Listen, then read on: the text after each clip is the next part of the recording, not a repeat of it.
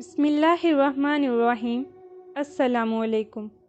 حضرت رافع رضی اللہ عنہ بیان کرتے ہیں کہ ایک مرتبہ ہم سفر کے دوران رسول اللہ صلی اللہ علیہ وسلم کے ساتھ آ رہے تھے۔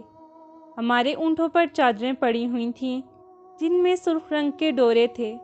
آقا کریم صلی اللہ علیہ وسلم نے ارشاد فرمایا، میں دیکھتا ہوں کہ یہ سرخی تم پر غالب ہوتی جاتی ہے۔ حضور صلی اللہ علیہ وسلم کا یہ ارشاد فرمانا تھا کہ ہم لوگ ایک دم ایسے گھبرا کے اٹھے کہ ہمارے بھاگنے سے اونٹ بھی ادھر ادھر بھاگنے لگے اور ہم نے فوراً سب چادریں اونٹوں سے اتار لیں۔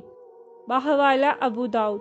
ایسا ہی ایک اور واقعہ حضرت عبداللہ بن عمرو بن العاص رضی اللہ عنہ بیان کرتے ہیں کہ ایک مرتبہ سفر میں ہم لوگ آقا کریم صلی اللہ علیہ وسلم کے ساتھ تھے۔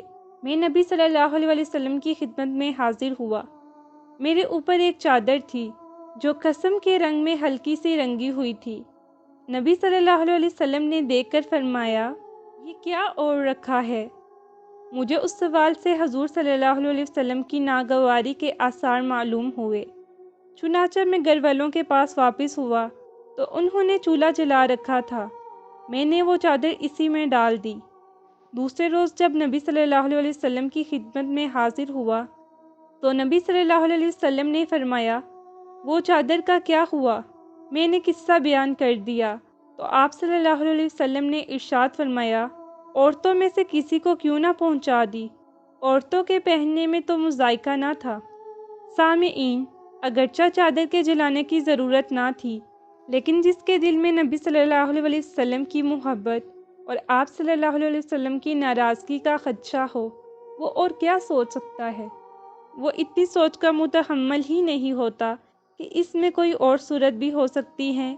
صحابہ کرام رضی اللہ عنہم کی زندگی میں اس قسم کے واقعات کوئی اہمیت نہیں رکھتے۔